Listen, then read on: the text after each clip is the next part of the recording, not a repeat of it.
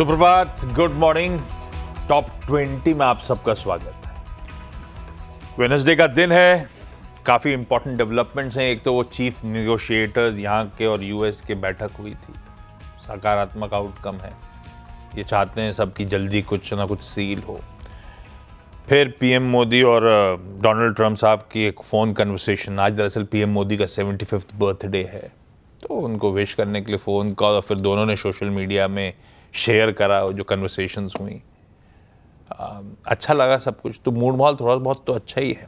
और शायद यही रीज़न है कि हम आउट परफॉर्म कर रहे हैं। हाँ, खुले फ्लैट हल्के हरे निशान में होंगे 1/4% ऊपर, पर भाई साहब इस बीच सारा एशिया ठंडा पड़ा हुआ है, क्योंकि आज शाम को आना है बहुत इंपॉर्टेंट फेड की मीट का आउटकम। उससे पहले अच्छी तेज़ी ग्लोबल मार्केट्स ने कर रखी, तो आज थोड़ा सा कॉशियस हैं, ऐसा कह लीजिए। हम इन पॉजिटिव डेवलपमेंट से थोड़ा बहुत आउट परफॉर्म कर रहे होंगे, पर दिन कैसा पैन आउट होगा देखते हैं। आशीष, गुड मॉर्निंग भाई साहब। कैसा मूड और शुरुआती 2 खिलाड़ी कौन से? बिल्कुल, गुड मॉर्निंग। और मूड तो काफ़ी बढ़िया, सुबह की शुरुआत भी काफ़ी बढ़िया देखने को मिली थी। जो देर रात ट्वीट्स देखने को मिले ट्रंप की तरफ से, ऐसा लग रहा था कि भारतीय मार्केट्स में भी तेज़ी रहेगी, लेकिन सिर्फ 50 अंक ऊपर गिफ्ट निफ्टी, मज़ा नहीं आ रहा है देख के। वो पता है, ऐसी मुझे तो नहीं पता है, आशीष जी बता रहे थे जैसे कि वो रात में गर्लफ्रेंड वेट करती है, रात में 12 बजते नहीं है, फ़ोन कर देती है, फटाफट सबसे पहले मैं विश करूंगी। मैं उठ के विश कर रहा था, तो जरा ट्रम्प साहब ने मुझसे 4-5 घंटे पहले ही विश कर दिया था, मैं लेट पड़ गया। तो बिल्कुल कल वैसे अगर आप देखो तो प्राइस एक्शन में टेक्सटाइल स्पेस के स्टॉक्स हैं, और ये जो टैरिफ रिलेटेड जो सेंसिटिव स्टॉक्स हैं, इनमें थोड़ा सा रिएक्शन आ चुका है। तब देखना होगा कि आज सेकेंड डे होता है कि नहीं फॉलोअप का। खबरों के लिहाज से अगर आप देखें तो ठीक ठाक दिन यहाँ पर देखने को मिल रहा है, और ओवरऑल सेटअप भी बढ़िया है। खास बात है कि मार्केट की ब्रेथ लगातार पॉजिटिव हो रही है, तो स्टॉक्स पर फोकस करना थोड़ा सा कंपैरेटिवली इजी हो रहा है। शुरुआत में कर लेता हूँ, और आज भी मेरे पास 10 के 10 जो स्टॉक्स हैं सब हरे निशान में। सबसे पहला स्टॉक मैंने चुना है खबरों के लिहाज से SGS एंटरप्राइजेज। यहाँ पर आप फोकस रख के चल सकते हैं। और खबर आ रही है कि उन्होंने एक हांगकांग की कंपनी के साथ करार किया है, जहाँ पर अगर आप देखें तो भारत में ऑटोमोटिव डिस्प्लेस की मैन्युफैक्चरिंग ये करते हुए नजर आएंगे। अपने आप में आप देखें तो बहुत बड़ा मार्केट है ऑटोमोटिव डिस्प्लेस का। इसी के चलते अगर आप देखें, मुझे जहाँ तक याद आता है इस सेगमेंट में ऊनो मिंडा भी काफ़ी बढ़िया काम कर रहा है। तो SGS एंटरप्राइजेज यहाँ पर भी आप रखिएगा फोकस, और इस स्टॉक पर रखेंगे नज़र, इन ग्रीन रख रहा हूँ। इसके अलावा केफिन टेक, यहाँ पर भी आप नज़र रख के चल सकते हैं। और दरअसल इन्वेस्टसेक की तरफ से एक रिपोर्ट आई है, और रिपोर्ट में दरअसल कैम्स के बारे में भी जिक्र किया है, और केफिन टेक के बारे में भी बात की गई है। अब केफिन टेक को कंपैरेटिवली कैम से काफ़ी बेहतर बता रहे हैं। अर्निंग्स ग्रोथ यहाँ पर काफ़ी बढ़िया देखने को मिलेगी, और साथ में जो केफिन टेक का इंटरनेशनल कारोबार है, यहाँ पर रिजिलियंस और आउट परफॉर्मेंस देखने को मिल सकता है। तो केफिन टेक, इस स्टॉक को भी रखा है इन ग्रीन। ओके, कुछ दिग्गजों से शुरुआत कर देता हूं जो आज रडार पर रखने खबरें हैं। जहां पे कोल इंडिया में है, कोल इंडिया कह रहा है कि अपडेट कल शाम को उन्होंने मार्केट बंद होने के बाद शेयर करा कि एक प्रिफर्ड बिडर के तौर पे मिनिस्ट्री ऑफ माइंस ने इनको चुना है ऑन्टिलू चंद्रागिरी माइन के लिए। इंपॉर्टेंट ये है कि ये REE माइन है। जो REE लिखा है इसका मतलब है रेयर अर्थ एलिमेंट्स की माइन। अच्छी खबर है। 550 वाला स्टॉक 400 के नीचे कामकाज कर रहा है, इन ग्रीन रख दिया है। देखते हैं कैसे रिएक्ट करता है। भारत इलेक्ट्रॉनिक्स, लास्ट वीक के सेकेंड हाफ से डिफेंस स्टॉक्स ने तूल पकड़ा। अभी तेजी ऑलरेडी अच्छी बन गई है, 400 के ऊपर वापस आ गया, 450 से 400 प्लस की रेंज तक भाग चुका है। कल शाम को इन्होंने अपडेट करा कि हमने जो प्रीवियस डिस्क्लोजर दिया था 1 सितंबर को, तब से लेकर अब तक, यानी कि पिछले एक फोर्टनाइट में, 2 हफ्तों में कह लीजिए, हमें 712 करोड़ रुपए के और एडिशनल ऑर्डर्स मिले। खबर अच्छी है, इन ग्रीन कर दिया। तो एक तरफ कोल इंडिया, एक इंटरेस्टिंग माइन हाथ लगती हुई जिसके लिए प्रिफर्ड बिडर चुने गए, दूसरी तरफ भारत इलेक्ट्रॉनिक्स जहां पे और ऑर्डर बैक करने के अपडेट्स आते हुए, दोनों हारे। अगला स्टॉक है मेरे पास अवंती फीड्स। और जैसे कि शो की शुरुआत में हम बात भी कर रहे थे कि ये जो टैरिफ सेंसिटिव स्टॉक्स हैं, इनमें थोड़े से अगर आप देखें तो ग्रीन शूट्स फिलहाल के लिए विजिबल नजर आ रहा है। आप कल भी अगर आप देखें तो ये स्टॉक्स में थोड़ी सी तेजी देखने को मिलती है, 1.25%, चाहे अवंती फीड्स देखें, चाहे एपेक्स फ्रोजन फूड्स देखें। और याद आता है कि जब पहली बार टैरिफ और उसके ऊपर 25% की पेनल्टी लगी थी, तब इन स्टॉक्स में काफ़ी तगड़ा रिएक्शन आपको देखने को मिला था, चाहे टेक्सटाइल स्पेस के स्टॉक्स हों या फिर फिशरीज या फिर ये मरीन कल्चर वाले जो स्टॉक्स हैं इनमें काफ़ी दबाव देखने को मिला था। अब हालांकि ये जब यूरोप की बात खबर आई इसके बाद से थोड़ा सा रिबाउंड इन स्टॉक्स में देखने को मिला, लेकिन अभी भी स्कोप है और इतनी देर तक बातचीत चली है तो ऐसा माना जा सकता है कि कुछ पॉजिटिव आउटकम यहाँ पर एक्सपेक्टेड हो। तो इसी के चलते अवंती फीड्स इस स्टॉक को भी आज रडार पर रख रहा हूँ इन ग्रीन के लिए।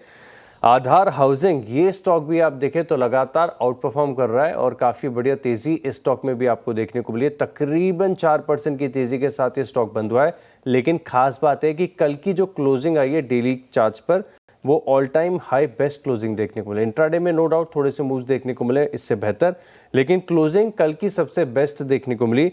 और इसी के साथ में आप देखें तो कंपनी की तरफ से एक अपडेट भी निकल कर आ रहा है। एनालिस्ट के साथ इन्होंने मीटिंग की थी। इस मीटिंग में कंपनी ये बता रही है कि अगले मीडियम टर्म में तकरीबन 20 से लेकर 22% की AUM ग्रोथ यहाँ पर देखने को मिल सकती है और जो डिसबर्समेंट का टारगेट है ये तकरीबन 17 से 20% के आसपास है। खास बात है कि जो इनका क्रेडिट कॉस्ट है इसमें भी और इम्प्रूवमेंट की गुंजाइश है और इसी के चलते आप देखें तो आधार हाउसिंग की मैं बात कर रहा हूँ और सिटी यहाँ पर आप देखें तो खरीदारी की राय दे रहे हैं 650 के टारगेट के लिए, तो इस स्टॉक को भी रखा है इन ग्रीन। अच्छा, वेदांता इस हफ्ते वैसे ही रडार पे है, आज फिर इन ग्रीन लेके चलते हैं। हालांकि बहुत एक्सपेक्टेड था। नेशनल कंपनी जो बोर्ड है, national company law appellate tribunal NCLAT, उसने लोअर कोर्ट यानी कि इस केस में NCLT के ऑर्डर को सेट असाइड कर दिया है। अब मतलब क्या? दरअसल national company law appellate tribunal ने वो जो तलवंदी सैबो पावर लिमिटेड के वेदांता से डीमर्जर की बात थी, NCLT यानी कि लोअर कोर्ट ने उसे होल्ड पे रख दिया था। NCLT ने मंजूरी दे दी। अब सारे क्लेम्स काउंटर क्लेम्स खत्म है, वेदांता से वो डीमर्ज होता हुआ नजर आएगा। दिक्कत थी चाइना की सेप्को इलेक्ट्रिक पावर कंस्ट्रक्शन कंपनी ने अगेंस्ट में खड़े हुए थे उस डीमर्जर के, क्योंकि उनका बकाया था 1250 करोड़ रुपए के आसपास का। अभी इसी हफ्ते परसों नरसों की बात है, आपको याद होगा सेप्को से वो सहमति मिल गई थी डीमर्जर के लिए, उन्होंने अपने क्लेम्स वापस ले लिए थे, तो फिर NCLAT के सामने रास्ता साफ था कि मंजूरी दे दी जाए। तो अब बेसिकली डीमर्जर के प्रोसेस में पहले वो चाइनीज कंपनी से हामी और उसके बाद NCLAT का नॉड आता हुआ। अब वो डीमर्जर जो अटका हुआ मामला है धीरे धीरे प्रोग्रेस कर रहा है, इसीलिए इन ग्रीन रखा है। लेकिन शायद हमने ज्यादा रिएक्ट ऑलरेडी उस सेप्को के अपडेट के बाद कर लिया, ये ध्यान रखिएगा। एक और स्टॉक है GSPL, Gujarat state Petronet limited. GSPC, GSPL और गुजरात गैस के अमालगमेशन की स्कीम आई थी, जिसमें गुजरात गैस में दोनों एंटिटीज मर्ज होने की तैयारी थी। आज दरअसल शेयर होल्डर्स की मीट है नॉट देने के लिए, मंजूरी देने के लिए इस प्रपोज्ड अमालगमेशन को। मेरे ख्याल से रास्ता ज्यादातर साफ ही है। अब हमारे पास स्वैप रेशियो भी सामने है। गुजरात गैस के आपको 10 शेयर मिलेंगे GSPL के 13 शेयर्स के सामने। गणित करिए कल की क्लोज पे, कल दोनों स्टॉक हरकत में थे। GSPL 3% उछल रहा था, गुजरात गैस भी 2% मजबूत था। पर अगर मैं गणित करूं रेशियो का, तो सीधे सीधे GSPL के शेयर होल्डर्स को 6.6% प्रीमियम अभी भी मिलना है।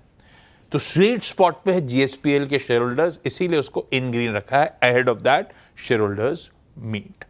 अगले दो कौन से भाई साहब? अगले दो स्टॉक हैं हुडको। ये स्टॉक मेरे खास रडार पर आया है और सिर्फ अच्छे प्राइस एक्शन के चलते इस स्टॉक को मैं अपनी लिस्ट में शामिल कर रहा हूँ। पिछले 2 सेशन से अगर आप देखें तो जो वॉल्यूम का एक्शन यहाँ पर देखने को मिला है काफ़ी बेहतर देखने को मिला है।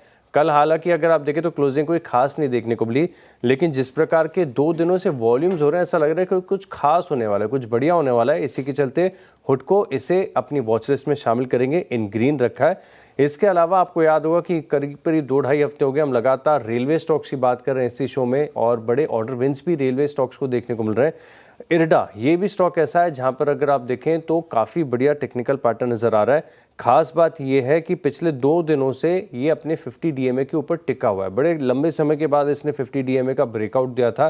अब पिछले 2 सत्रों से इनफैक्ट कल की भी क्लोजिंग जो देखें तो बिल्कुल फ्लैट देखने को मिली थी, लेकिन हरे निशान में थी और 50 DMA के ऊपर थी। रेलवे स्टॉक्स पर अभी भी कन्विक्शन इसके लिए है क्योंकि हाई से आप देखें तो बड़े सिग्निफिकेंटली करेक्टेड है।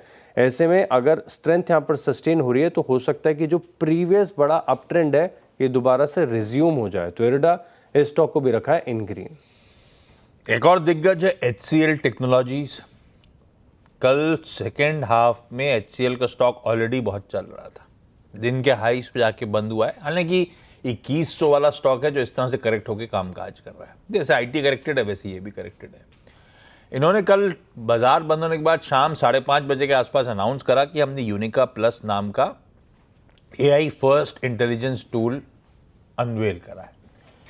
अच्छी खबर है, पर दरअसल एक बात ध्यान रखिएगा, फिर लॉजिक समझ में आया सेकेंड हाफ में क्यों चल रहा था। क्योंकि एक समिट में इन्होंने वो अनाउंसमेंट करा था। भाई रिलीज शाम को आई, शायद इसीलिए कई सारे लोगों को स्ट्रीट में पता था सेकेंड हाफ में, इसीलिए इंटरडे उठाइए यार स्क्रीन पे HCL टेक का, तो सेकेंड हाफ में मूव्स बनने शुरू हो गए थे। ये देखिए वो लॉन्च उस समिट में हुआ, प्रेस रिलीज बाद में आई तो बाद में आपने पता चला, तो इसीलिए थोड़ा पिंच ऑफ सॉल्ट के साथ, लेकिन इन ग्रीन रखा है आज। अगला एक है डॉक्टर रेड्डी। सारे दिग्गजों को पहले रख दिया था मैंने। इन्होंने एक नोवेल मॉलिक्यूल टेगोप्रोजैन भारत में लॉन्च किया है। दरअसल acid related gastro intestinal diseases के लिए एक इंटरेस्टिंग मॉलिक्यूल है। खबर अच्छी है, डॉक्टर रेड्डीज को इन ग्रीन कर दिया। 6 स्टॉक्स पूरे हो गए। छोटा सा ब्रेक ले लेते हैं, जब लौटेंगे तो अगले 4 भी आपके सामने कर देंगे प्रेजेंट।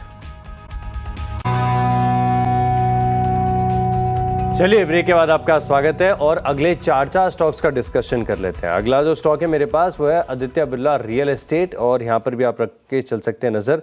दरअसल अगर आप देखें तो ये भी प्राइस एक्शन के चलते मेरी लिस्ट में है, और पिछले 2 दिनों से देखें तो काफ़ी बढ़िया मूव्स इस स्टॉक में आपको देखने को मिले और इंटरेस्टिंग प्राइस एक्शन है।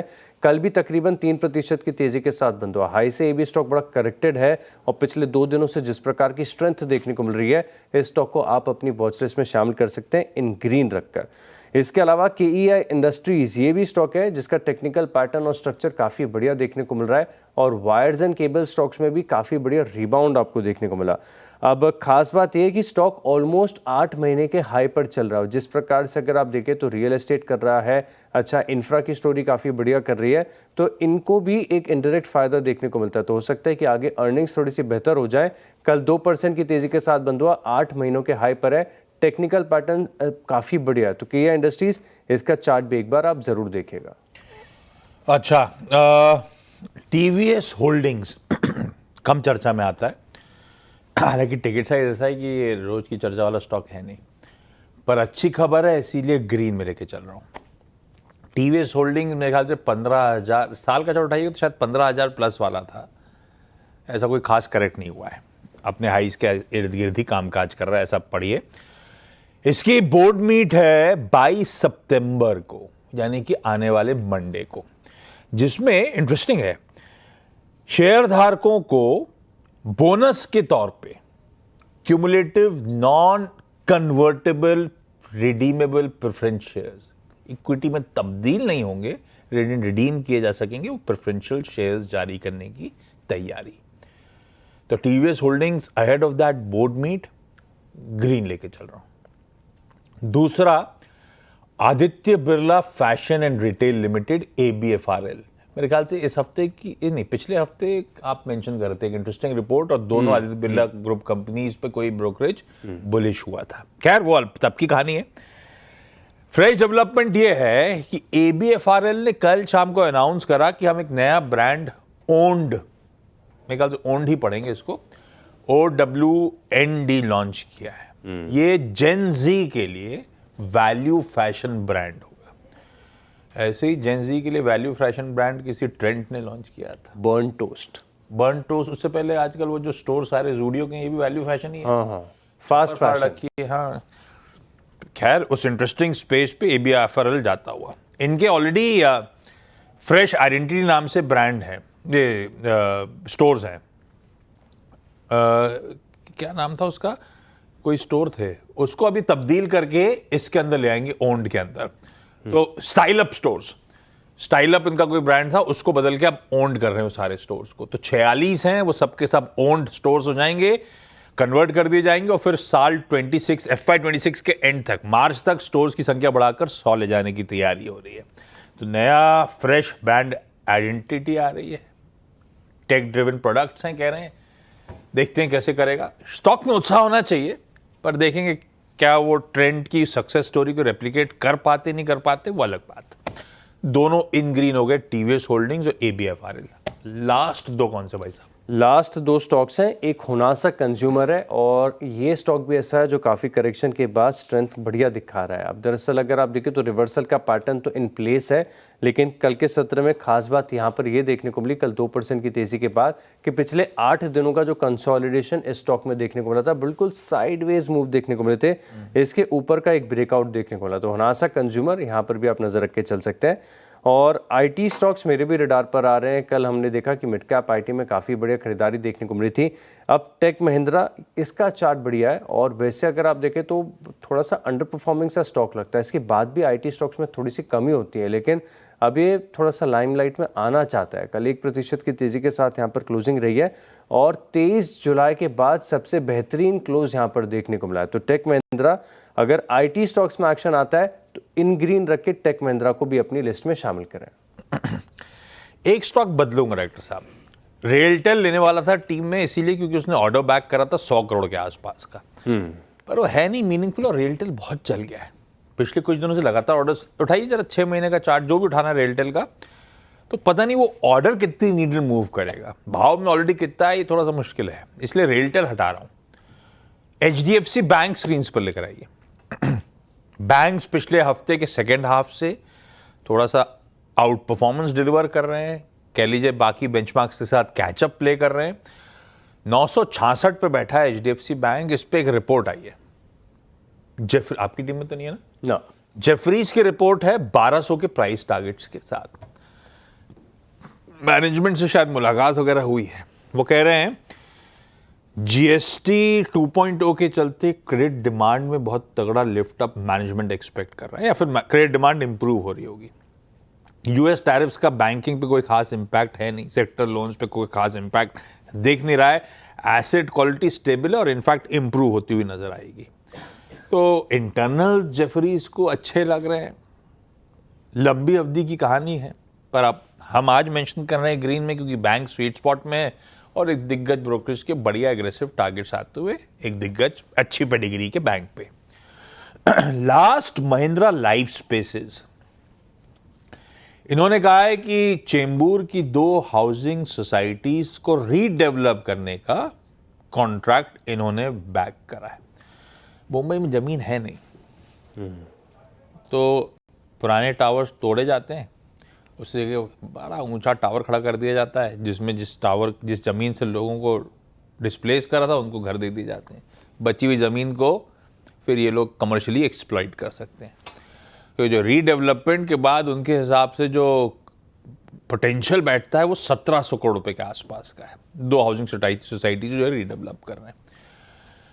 इंटरेस्टिंग है, अच्छी खबर है भाई। महिंद्रा लाइफ स्पेसेस इस रीडेवलपमेंट के बीच इन ग्रीन रख दिया। कल थोड़ा सा सेकंड हाफ में ये भी हरकत में आ रहा था, इंटरेस्टिंग है। खैर ठीक है, अच्छी खबर है। 10 स्टॉक्स पूरे हो गए, छोटे से ब्रेक का वक्त है। ब्रेक के उस पार जब लौटेंगे तो टीम्स का एक रैप अप।